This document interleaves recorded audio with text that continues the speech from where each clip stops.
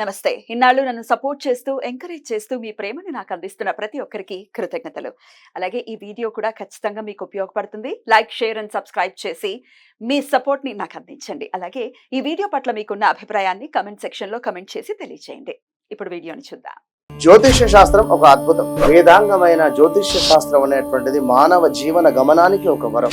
జ్యోతిష్య శాస్త్రం నీ జీవితంలో వెలుగునింపే ఒక భాష.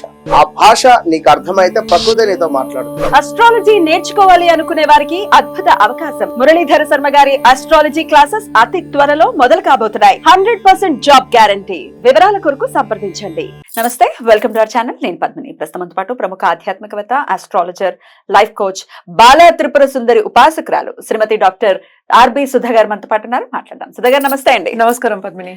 ఎస్ సుధా గారు, బోర్డు మీద మీరు రాశారు. అవును, అన్ని స్తంభన. ఇప్పుడు కరెంట్ టాపిక్ కదా, హాట్ టాపిక్ అయిపోయింది అది. ఇన్నాళ్ళ స్తంభన ఏంటి సుధా గారు? స్తంభన 7th జూన్ వరకు. అవును, స్తంభన అనే దానికి మనం ఆల్రెడీ మాట్లాడుకున్నాం. బట్ జనరల్ గా చెప్పాలి అంటే ఎప్పటికైనా ఇప్పుడు నాట్ ఓన్లీ రిట్రోగ్రేడ్ మోషన్, మళ్ళా నీచ పడినప్పుడు స్తంభన. స్తంభన అంటే ఏంటి? మనమే ఉన్నాం, మనకు ఒంట్లో బాగాలేకపోతే ఏం చేస్తాం? అలాగే ఆగిపోతుంది. అలాగే మార్స్ కూడా, అంటే కుజుడు ఏంటంటే స్తంభిస్తున్నాడు అనేది మెయిన్ టాపిక్. ఎక్కడ స్తంభిస్తున్నాడు అనేది వెరీ ఇంపార్టెంట్. స్తంభన అనే దానికి అందుకనే ఎగ్జాంపుల్ కింద అది చెప్పాను అనమాట. అంటే నీచ పడుతున్నాడు. మనకి తెలిసిన ఒక విషయం ఏంటంటే క్యాన్సర్, కర్కాటకంలో నీచపడతాడు అనమాట. అదొకటి కాకుండా మనం ఎప్పటికైనా మాట్లాడుకునేది ఫ్రెండ్షిప్స్ మాట్లాడుకుంటాం. అంటే ఏంటంటే న్యాచురల్ ఫ్రెండ్షిప్స్ ఉంటుంది, న్యాచురల్ ఎనిమినిటీ ఉంటుంది మనకి 9 గ్రహాల్లోనూ. అలాగే ఏంటంటే బెనిఫిక్స్ ఉంటాయి, మ్యాలిఫిక్స్ ఉంటాయి. సో ఈవెన్ బుధుడు ఇల్లు బై ఇట్ సెల్ఫ్ ఇస్, అంటే ఏంటి, స్తంభన ఎక్కడ జరుగుతుంది? క్యాన్సర్. ఇక్కడ నుంచి ఎక్కడ దిగాలి? మనకి మిథునం నుంచి దిగాలి కనుక మిథునం by itself is enemies place అనమాట. సో అక్కడ కూడా ఏంటంటే మనం ఎక్కడైనా తెలియని ప్లేస్ లో కానీ వేరే ప్రదేశంలో వెళ్ళినప్పుడు గబుకుని మనకి తెలియదు ఎలా చేయాలి, పనులు చేయాలో తెలియదు కనుక. అలాగే ఒక ఎనిమి ఇంట్లో ఉన్నాము అంటే కట్టేసినట్టే ఉంటుంది కదా, అలాగే ఉండదు. అందుకోసమే స్తంభిస్తోంది ఎన్ని నెలలు అని చెప్పుకుంటున్నాం అనమాట. అది ఎప్పుడెప్పుడు జరుగుతోంది అనేది చూద్దాం. ఇప్పుడు ప్రస్తుతం మనం ఇంకా ఆగస్ట్ ఎండ్ సెప్టెంబర్ లో ఉన్నాం అనుకుందాము. ఆగస్ట్ 26th నుంచి మిథునంలో ఉన్నారు. సో మిథునం నుంచి మళ్ళా ఏమో కర్కాటకంకి October 20th వెళ్తున్నారు అనమాట.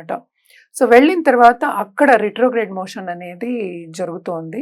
అంటే క్యాన్సర్ లో నీచ స్థితిలో జరుగుతోంది. అదేమో 21st జనవరికి మళ్ళా మనకి మిథునంలోకి వెళ్తారనమాట. సో October 20th నుంచి 21st Jan వరకు రెట్రోగ్రేడ్ లోనే ఉంటారు ఆయన? లేదు, కిందకి దిగిన తర్వాత రిట్రోగ్రేడ్ అవ్వాలి కదా. అవ్వాలి. రెట్రోగ్రేషన్ లోనే నీచంలో రెట్రోగ్రేడ్ రిట్రోగ్రేడ్ అంటే కిందకి దిగాలి కదా. So that is direct motion. So మళ్ళా రిట్రోగ్రేషన్ అయినప్పుడు వెనక్కి వెళ్ళాలి కదా. సో వెనక్కి ఎప్పుడవుతోంది? అది మనకి జనవరిలో అవుతుంది నెక్స్ట్ ఇయర్. మిథునంలోకి వెళ్తున్నారు. అది నేను అందుకనే 6 వేశారు. ఫిబ్రవరి వరకు ఉందన్నమాట అది. సో ఫిబ్రవరి వరకు అంటే రిట్రోగ్రేషన్ మోషన్ అనమాట. అంటే 24th ఫిబ్రవరి వరకు ఉంది. మళ్ళీ డైరెక్ట్ మోషన్ అవ్వాలి. రిట్రోగ్రేడ్ అయిన తర్వాత మళ్ళీ కర్వ్ తిరగాలి కదా, వెనక్కి తిరగాలి. అప్పుడే కదా మనం డైరెక్ట్ మోషన్ రావాలి. So direct motion 24th Feb నుంచి 3rd April మనకి మిథునంలో అవుతున్నారు. దాని తర్వాత ఏంటంటే 3rd April కి మనకి కర్కాటకానికి వస్తున్నారు అనమాట. June 7th వరకు ఇక్కడ ఉంటున్నారు. తర్వాత June 7th కి మనకి సింహంకి వెళ్తున్నారు అనమాట. సో ఇన్ని రోజులు ఏంటంటే ఇది చాలా ఎక్కువ రోజులు. యూజువల్ గా మార్స్ మనకి కుజుడు 45 days లో మనకి మూవ్ అవుతూ ఉంటారు అనమాట. సో ఈ రిట్రోగ్రేడ్ మోషన్ మూలాన్ని అక్కడే తిరగడం మూలాన్ని ఈ 2 రాశుల్లోనే కుజ స్తంభన అనేది ఏర్పడుతోంది. ఎందుకంటే నీచ స్థితిలో ఎవరు ఏం చేయలేరు, అలాగే ఎనిమి హౌస్ లో కూడా ఏం చేయలేరు కనుక. సో ఇవన్నీ ఏంటంటే 12 రాశులు, 12 రాశుల వారికి ఎఫెక్ట్ అనేది ఉంటుంది. అంటే తప్పక ఉంటుంది కదా. మరి 9 గ్రహాలు ఒక గ్రహం అలా అవుతున్నప్పుడు ఉండదా? అలాగే మనకి జూపిటర్ కూడా రిట్రోగ్రేషన్ అవుతున్నారు ఇదే సమయంలో. సో కొన్ని రాశులకి బాగుంటాయి, కొన్ని రాశులకి బ్యాలెన్స్డ్ ఉంటాయి, జరుగుతూ ఉంటుంది. డిపెండ్స్ అనమాట. It is not only that. ఏంటంటే దీంట్లో కూడా మళ్ళా రిట్రోగ్రేడ్ అయినప్పుడు ఒకలా ఉంటుంది, Hmm. డైరెక్ట్ మోషన్ అయినప్పుడు ఒకలా ఉంటుంది. Hmm. సో రెండు విధంగా మనం చెప్పుకోవాల్సి వస్తుంది ఒక్కొక్క రాశికి ఓ అన్నమాట. రెండు చెప్తారు అయితే ఇప్పుడు. అవును, రెండు ఉండాలి అండ్ కదా. పరిహారం కూడా ఆబ్వియస్ గా చెప్తారు కదా. అంతే కదా. Right. జనరల్ పరిహారం అంటే మనం కుజుడికి Hmm. జపం అది చేసుకోవడం అనేది జనరల్ గా చెప్పుకునేది. Hmm. మనం ఒక్కొక్క రాశికి చూసి మనం విడివిడిగా చెప్పుకోవచ్చు. తప్పకుండా ఈ ఎక్స్ప్లెనేషన్ ఖచ్చితంగా వినాలి. వినకుండా డైరెక్ట్ గా వెళ్ళిపోవటం, డైరెక్ట్ గా రాశి గురించి తెలుసుకుంటే మనం నాలెడ్జ్ ఉంటే దాని అర్థం ఇంకాస్త బెటర్ గా అర్థం అవుతుంది మనకి. సో అందుకే ఇంత వివరణాత్మకంగా మాట్లాడుతున్నాం అన్నమాట.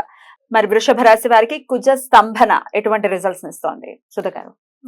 తప్పక కుజస్తంభన అనేది మిశ్రమం. అంటే ఏంటంటే అటు పాజిటివ్ ఎఫెక్ట్స్ ఉంటాయి, అటు నెగిటివ్ ఎఫెక్ట్స్ ఉంటాయి. ఎందుకంటే రెండు మోషన్స్ ఉన్నాయి, రిట్రోగ్రేడ్ ఉంది, డైరెక్ట్ మోషన్స్ ఉన్నాయి. అండ్ రెండిట్లో మనకి ఇందాక మాట్లాడుకున్నట్టు సంచారం అనేది జరుగుతోంది. మన వృషభ రాశి వాళ్ళకి చూస్తే ఏంటంటే రెండో ఇంట్లో, అంటే 12వ లార్డ్ రెండో ఇంట్లో ఉంటే, అలాగే 7th లార్డ్ మనకి రెండో ఇంట్లో ఉన్నప్పుడు, అలాగే అంటే ఏంటంటే మిథునంలో ఉన్నప్పుడు టు అ సర్టన్ ఎక్స్టెంట్ వాళ్ళకి బాగుంటుంది. బాగుంటుందా?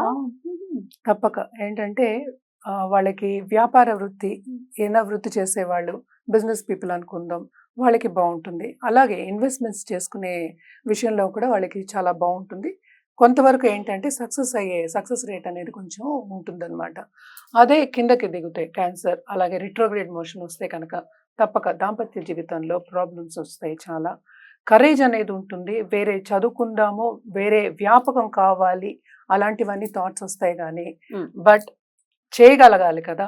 అదేంటంటే అందులో కూడా ఆబ్స్టికల్స్, అంటే ఏంటంటే అడ్డంగాలు వచ్చే ఛాన్సెస్ ఎక్కువ కనిపిస్తున్నాయి. అంటే ఏంటి, కెరియర్ విషయంలో కొంతవరకు ఎస్పెషల్లీ ఏంటంటే ఒక లెవెల్లో ఉన్న వాళ్ళు కెరియర్ విషయంలో పైకి వెళ్తాము అనుకునే వాళ్ళందరికీ అది స్తంభించిపోతుంది. అదర్వైజ్ ఆబ్స్టికల్స్ వస్తాయని చెప్పాలి. అలాగే వీళ్ళకి ఏంటంటే షార్ట్ టర్మ్ ట్రావెల్ అనేది ఉంటుంది, ఫారెన్ ట్రావెల్. 12th అంటే డబ్బు ఖర్చు పెట్టాలి కదా ఏదో. అదేమో డైరెక్ట్ గా మనం ఎప్పుడు అదే ఆన్ సైట్ వెళ్ళినా కూడా వాళ్ళకి ఏదో ఖర్చు పెట్టకుండా ఉండదు కదా. శ్రమ పడ్డం అనేది ఇంకా తప్పదు. షాపింగ్ కైనా పెట్టాల్సిందే వెళ్ళినప్పటికీ. అంతే.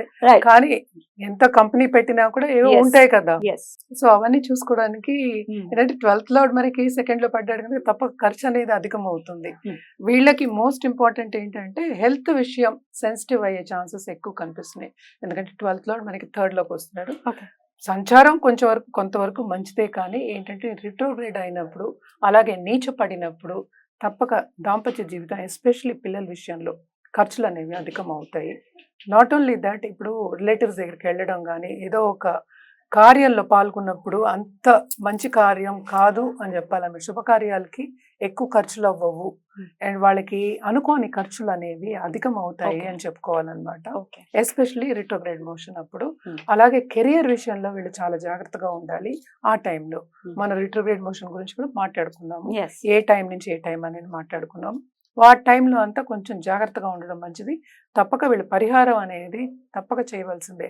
ఎందుకంటే ఇక్కడ 7th మనం ఎప్పుడైనా అంటే కుజుడిని మంగళం అంటాం దాంపత్య జీవితంకి. అలాగే ఏంటంటే పార్ట్నర్ హెల్త్ విషయానికి, అలాగే పార్ట్నర్ని అట్రాక్ట్ చేయడానికి కూడా మనం కుజుడే మంగళకారకుడు.